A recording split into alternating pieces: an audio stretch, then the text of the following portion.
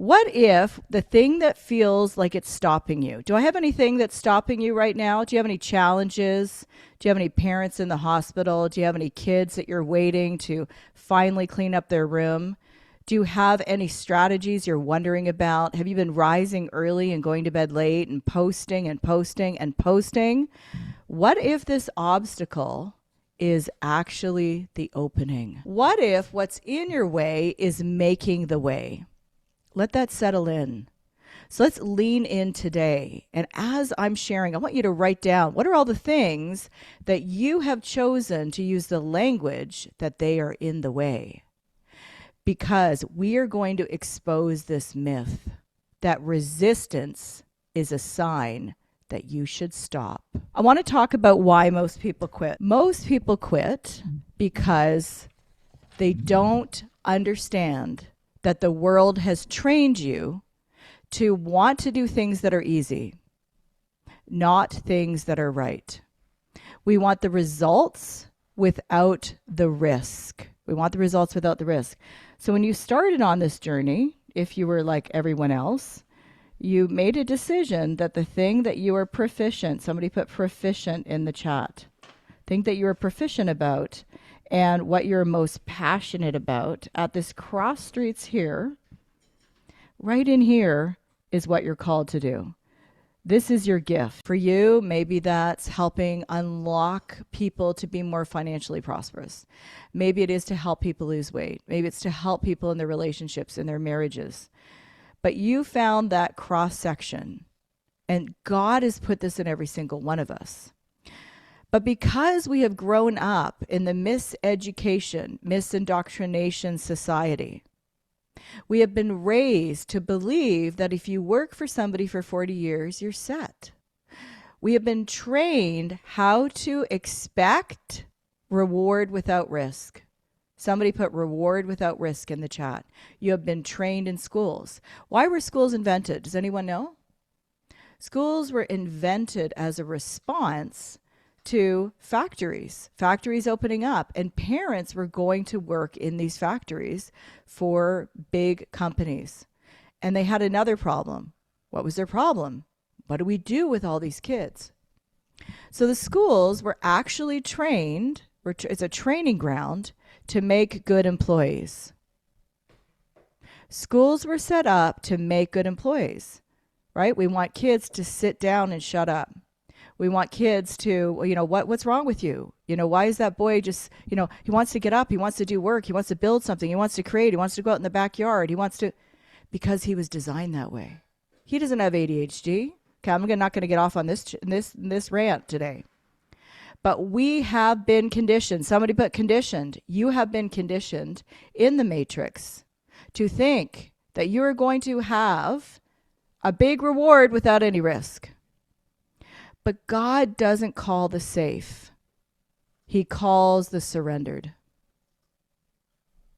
Most people quit not because they can't do this, but because they won't do this. You are on a journey to leave normal. This is the land right here when before you find out what that cross section is of what you're proficient and passionate at, you have a life. You have people that don't see you. They don't understand you. They don't understand your anointing. They don't understand your calling. They don't understand what you're called to do. They want you to sit down. They want you to be compliant. They want you to do the thing. They want you to work 9 to 5 and get a case of beer on Friday and shop at Walmart. There has been conditioning around you. Let's dial back into this scripture. We're going to open up in verse 5. There is an evil which I have seen under the sun, as an error which proceedeth from the ruler. Folly is set in great dignity, and the rich sit in low place. I have seen servants upon horses, and princes walking as servants upon the earth. He that diggeth a pit shall fall into it, and whoso breaketh a hedge, a serpent shall bite him. Whoso removeth stones shall be hurt therewith, and he that cleaveth wood shall be endangered thereby. What? What on earth is that? What is that about? Well, let's open it up a little bit. I believe that when you go on this journey, you start up here. You're all excited. Somebody put, I'm excited. I know who I'm called to serve. I know what I'm called to do. You start up here. This is uninformed optimism. You start in uninformed optimism on this journey. And you are feeling good, my friend. You are in your comfort zone. You've had a job for years, and you have figured out what you're called to do. And now you're telling all the people, I am like Joseph. I'm going to be somebody. I'm going to help people.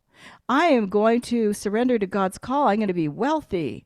And then, before you know it, you're digging a pit. What? I'm digging a pit?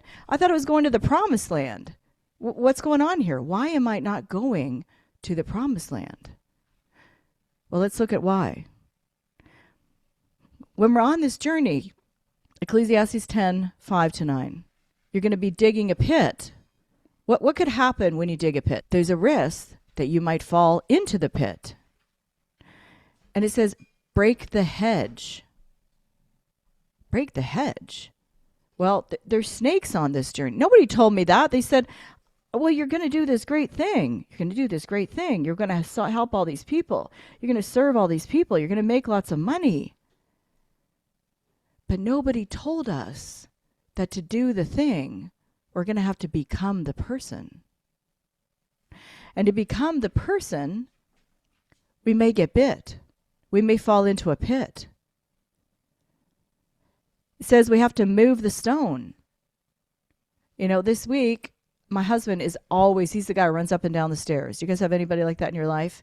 You know, we do lots of adventurous stuff together. We just love to move. And he hurt his back. 2 days, I was like, oh my goodness, this man brings my workout bag to the car for me. I mean, I go to a gym to work out, but he carries my bag for me. You know, there is a risk that we may get hurt. There's a risk that we could hurt our back. There's also other stones. Okay, so in this process here, there are stones that need to be moved. Somebody put stones that need to be moved.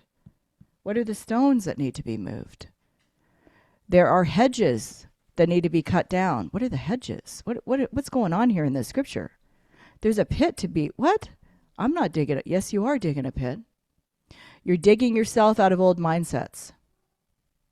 You're digging yourself out of financial problems that you got yourself into because you weren't following God's principles.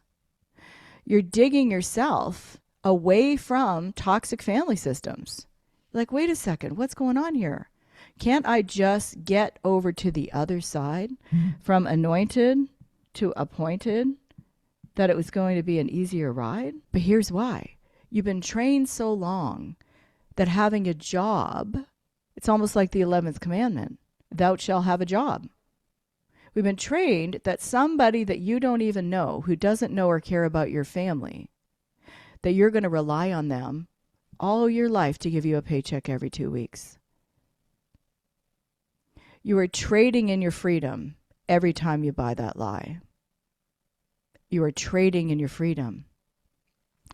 There is a journey. Okay, somebody write journey. There are stones that we have to move.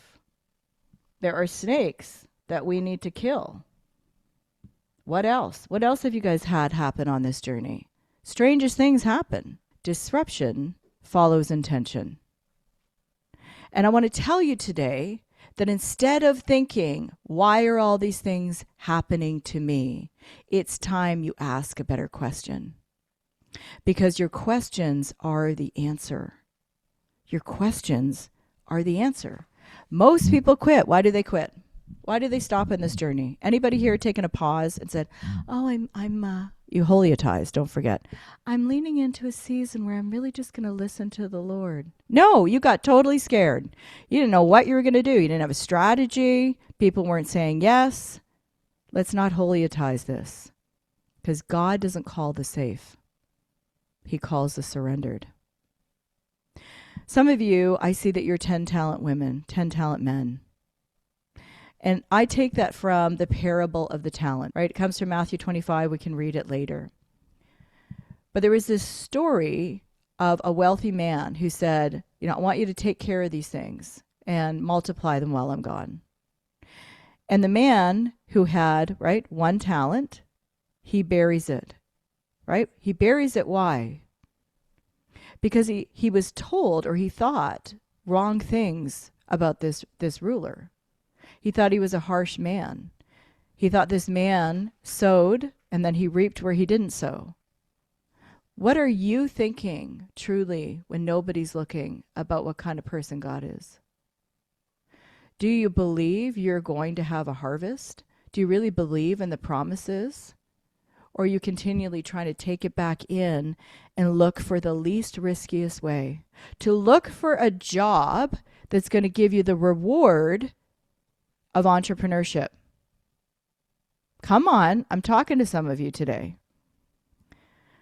The ones who risked more multiplied more. Again, this is the process of uninformed optimism. You start your journey. You start doing. Anybody done some doing? And you do. And you're doing a little. You do a little, you're going to become a little. You do a little, you be a little. You be a little, you do a little, you have a little. And you're wondering, why don't I have a lot? Your mindset of what a lot is has to shift in this season. Because it isn't about navel gazing at your calling. It's about completion. It's about completing this calling and being willing to go through the journey. All right, so what happens during this journey? We're moving stones. There's snakes. I'm digging a pit. I'm digging myself out of the pit. Because God puts the reward in place, because he knows as humans, we are not just going to go after becoming for becoming's sake. Be fruitful. Do multiplication. Have dominion and subdue the earth. Oh my goodness! Are some of us trying to subdue now? We're trying to subdue. We're like, oh yeah, I'm going to sleep in. I don't really feel like working out and getting up early. You know, that $1 million daily thing that Coach Heaven says, that seems like a lot of work. Maybe it's a scam. Let me tell you guys, you already been scammed. If you're an adult and you're broke and you don't work for yourself, and you think mostly about low-level questions, you already been scammed. You already have fallen into the matrix. You have already believed everything that the mass indoctrination camps, aka public schools, have been trying to train your children to be the best employees. They don't want creatives. You know, my home has, 16 foot ceilings. I don't know. Somebody's going to need to tell me. High ceilings. The doors to my bathroom are like 16 feet tall. And I was reading somewhere where it says that, this whole idea around cubicles and having people with low ceilings is that they're less creative. And that if you can keep kids in lower ceilings, lower places, you keep people boxed in cubicles and businesses, they're not going to get the idea that they can make their own money and create their own life. Did you know that? Everything around you, the TV, that Google ads, it doesn't matter what it is, everything around you, and don't hear what I'm not saying, because we are on all platforms, because we are cutting through the noise. Everything out there has been set up to have you be trained to stay part of the 97%. Why? Does anyone know why? Because you will be the best consumer. You get to choose. Over here, the 97%, they are the best consumers. They have the least money, and they are the best consumers. Because on this journey, you have to start creating content. Oh my. You do 3 posts, you start a podcast, you have 4 calls, and you think, why isn't this working? Why isn't this working? When we looked at King Solomon, for those of you who were at my training a couple of weeks ago, when we looked at King Solomon's life, He created 3,000 proverbs and 1,005 songs. Have you done 1,005 songs?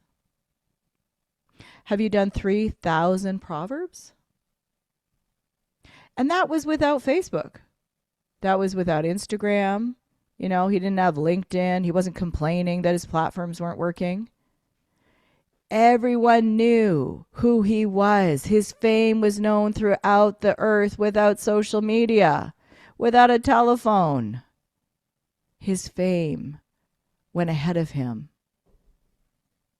But when we start going on this journey, we got to go down before we go up. And if you haven't watched my training on No Dirt, No Destiny, watch it this weekend. You got to go down and grow the roots for you to have fruits. You're expecting fruit without a root. You're expecting that your old ways of thinking, your old ways of communicating, your lack of sales skills, your lack of interpersonal skills, your lack of ability to say the holy no to toxic Tinas, can I get a witness? You still jump in and rescue people when they need to fall flat on their face. You are spending all of your time being distracted and you thought it was God's will. What are you hiding because you're afraid it won't work? What are you hiding? I want you to think about a prey versus a predator. Have you ever looked at a prey versus a predator, right? What's the difference? A prey, they have eyes on the side of their head. A predator has eyes in the front of their heads. Why is that, Coach Heaven? Why is that important? Because preys are always looking at what's chasing them. They're the 97%. They're at prey. They're prey to everything. Prey to the consumer culture, prey to the television, prey to the indoctrination camps, prey to, oh, it's a scam if you're trying to do.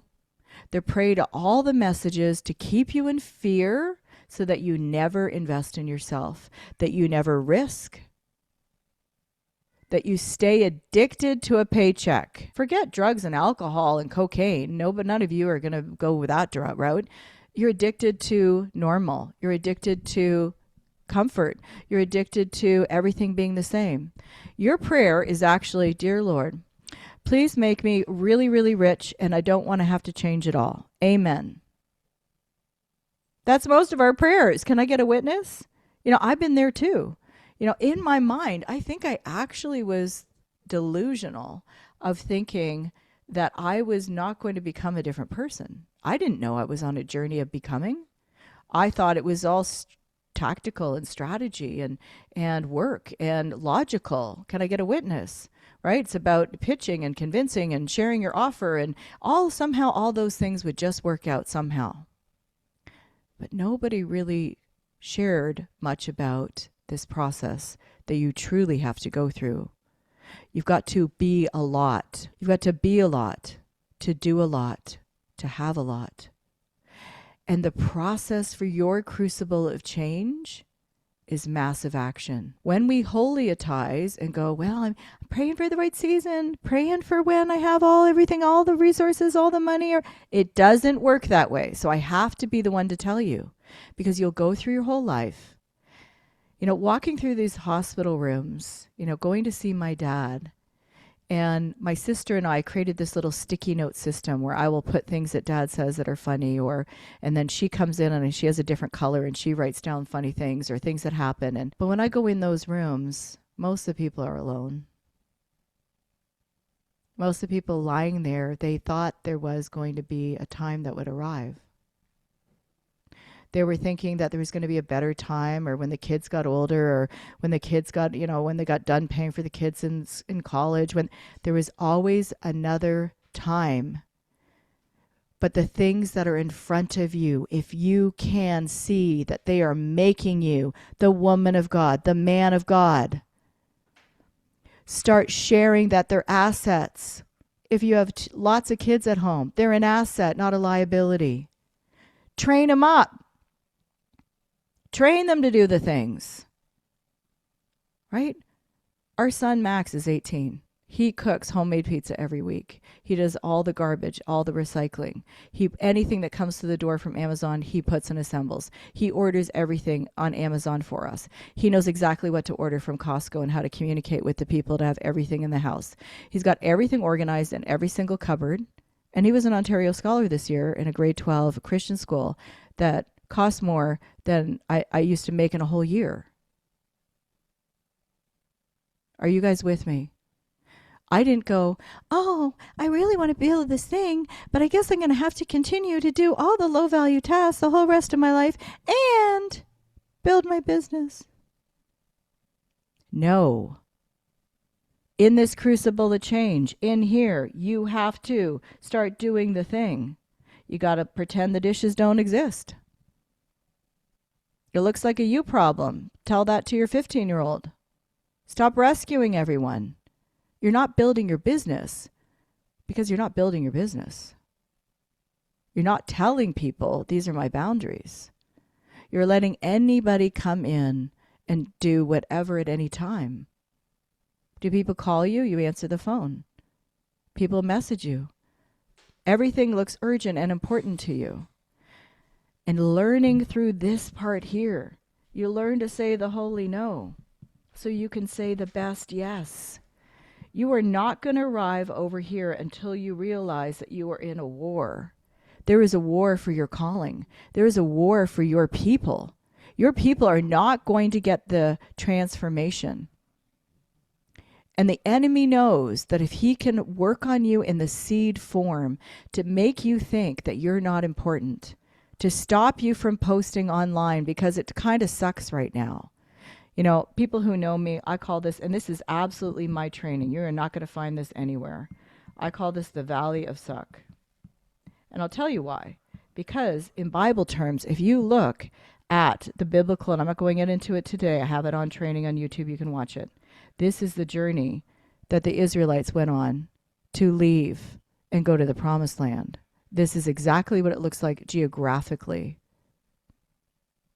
And the Valley of Succoth, I don't think it's an accident. I love these names in the Bible. You got to know the Bible's real because it's just so radical and crazy and wild. You're like, this has to be real. Like these stories nobody could make up. But the Valley of Suck, you've got to be willing to go through. I just want to honor those of you this week that said, I realize I need skills. I realize that there are things that I have got to amp up in my life. Because guys know that it gets easier. Somebody put easy. For a season, you've got to have systems and structures. You've got to become the person, and you've got to do it daily to have the things you want to have. Because let me tell you, when you get over to this side, you thought you really just wanted to have. Anybody here just like, man, if I could just have a new car, if I could just have a new house, if I could just have a nice new husband, if I could just have, what does that look like for you? A nice new body. Once you get there, you realize it was never about that. It was always for your people.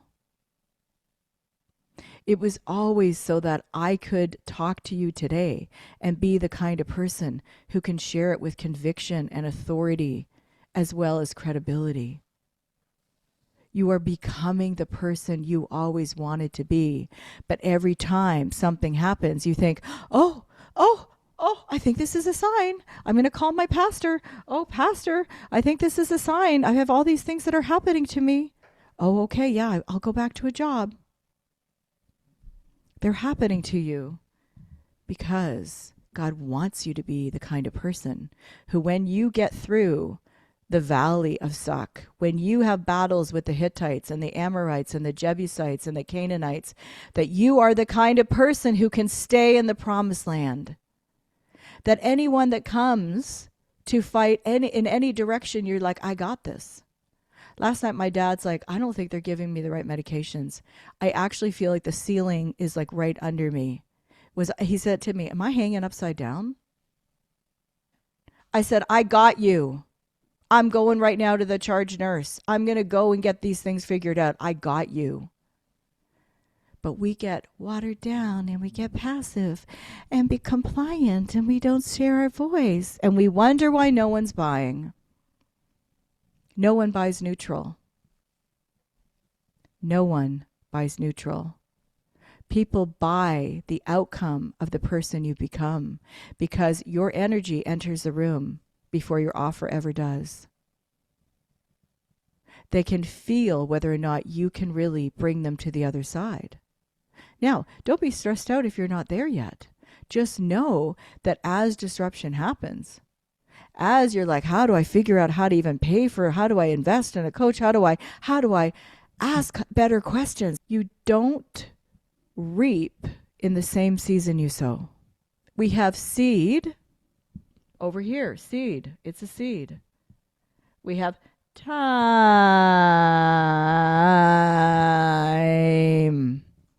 And then we have harvest over here. It can feel like it's not working. It can feel like nobody's responding. It can feel like you're not getting anywhere. But I promise you, at the point where you're just about to exit out of the valley of suck is when most people give up.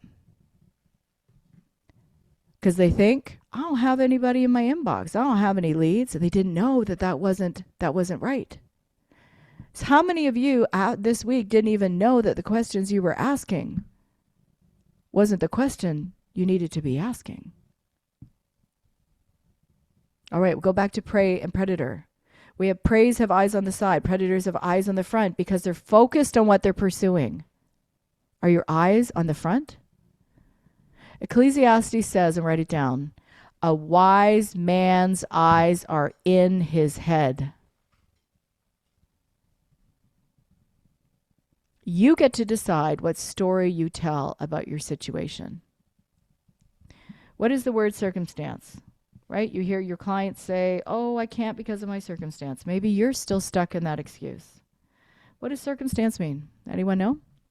Circumstance is the circle in which you are standing.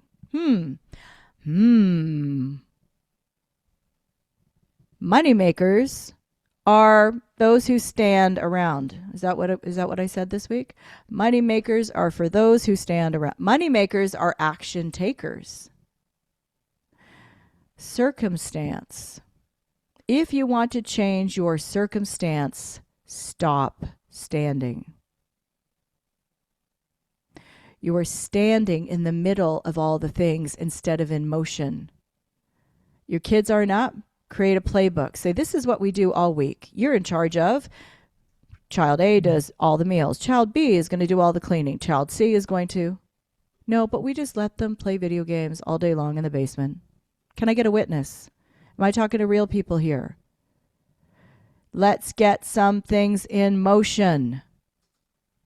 That motion is going to create emotion. Emotion lifts your ceiling. That emotional ability to be creative, because the enemy is after your completion. You have your attention. This week, I've had your attention. You have been clear about your intention. As soon as you say your intention, you have disruption is coming in. Anybody have some disruption this week? Because the enemy is after your creation. Because if he can get you out of creative mode, he's going to stop your completion of this call.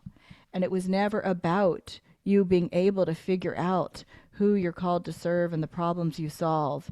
It was about the impact you are going to have when you're clear and you do the thing. And then you do the thing, it does the work on you.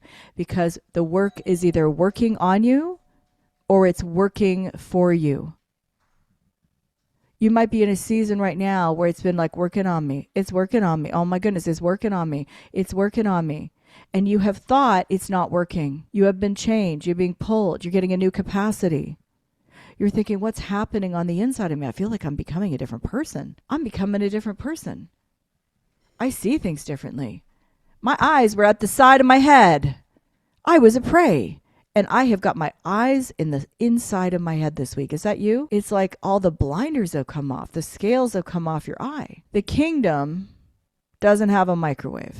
The kingdom doesn't have a microwave. And it's funny that I'm saying that. I had a lady, like Brenda would love this, disciple me years ago.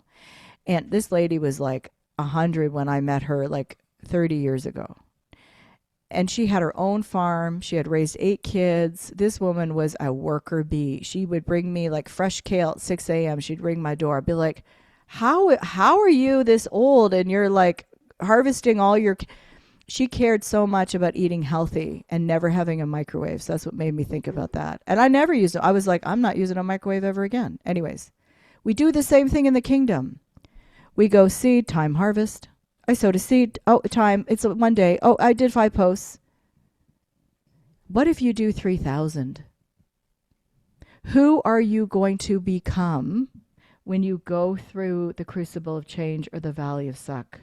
What kind of person are you going to be after implementing all the strategies, all the connections? Are you going to change?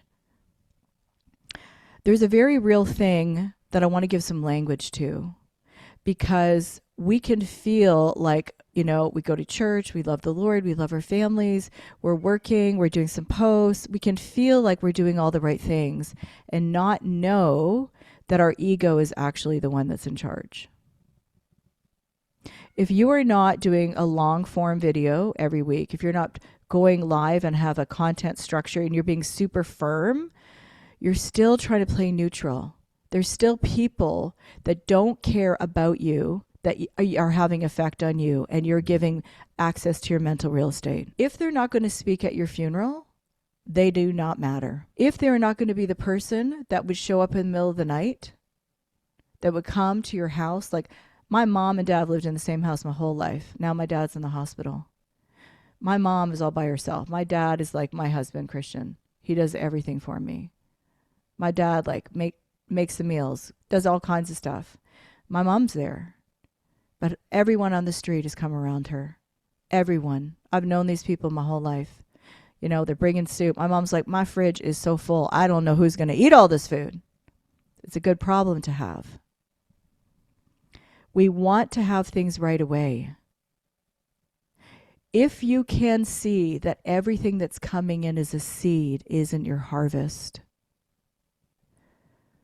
the money that's going to come in, you're going to think is the harvest. You know, I remember years ago, I thought 20,000 a month was like the be all and end all. I didn't know there was anything above 20,000 a month. Even in the law practice, like taking home 20,000 a month was like really good income. I did not know that 15, 20,000 that I teach in BTI for you guys to get to is your floor for your next level. Who wants to go from 15,000 to $1 million a year? Who's ready to do the work? Because if you want a lot, you've got to have to do a lot in the beginning. And eventually you're going to outsource and pay for those services, and you're going to have your life back. I literally have never mopped this house. I don't do laundry. I don't take out the trash. I will make occasional meals. I made a curried crab meat dip last night because I also taught at a chef school at one point, and I had a restaurant at one point many years ago. So it's kind of a passion, but I won't do any cooking unless I want to. What if you could have a life where you would no longer do the things you don't like doing? Because what are the 97%? 97% say get a job. 97% are in fear. Do they have a fixed mindset or a growth mindset? Which one? And those conversations, aren't they awkward once you stop drinking the Kool-Aid of the misindoctrination camps? It's like you hear people talk and you're thinking, how do they live like this? How is it that their ceiling is so small and the oxygen is missing? How is it that they live that way? So let's take a look again at be, do, have, right? The first commandment is that we have to be fruitful. We have to multiply. We have to replenish and subdue and have dominion. So this is an actual order of steps of things that we have to do. Most people want to have without learning how to be. And the only way to be is to do. I want you guys to catch this. Most churches teach, let's just be. Let's just pray and read our Bible and go up for all the altar calls every weekend, show up to everything. You know, I remember years ago, I was leading worship. I had like 4 or 5, I had 11 kids, right? I had 6 birth, 5 adopted at one time, and homeschooling everybody and running a law practice. And I remember being at church and teaching kids school and leading worship, and they would have like 4 services a day. I remember that the Monday morning going, like, there is no way I can keep this up. Take a look at how you're spending your days. I'm not saying don't go to church. We go to church every Sunday. My daughter works for us, and she also leads in the leadership at church. You have no idea how much good this does my heart to know I have a 21-year-old daughter who's waiting for her husband and is busy building the skills so she can become the person that God needs her to be in this season. It's not just about the money. What if all the alignment in your home? What if you had peace in your home, peace in your borders? What if you had more than enough finances that when all those weird toxic relatives get all together and they have a problem, you go, I can solve that. No problem, I gotcha. How would that change?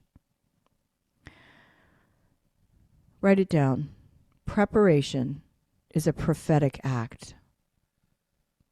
It is the most prophetic thing you can do. Now, this is coming from someone who I am a prophetic business coach. I really believe in prophecy. My team, my husband, my family tell you I prophesy over people every day of my life, and I'm not exaggerating.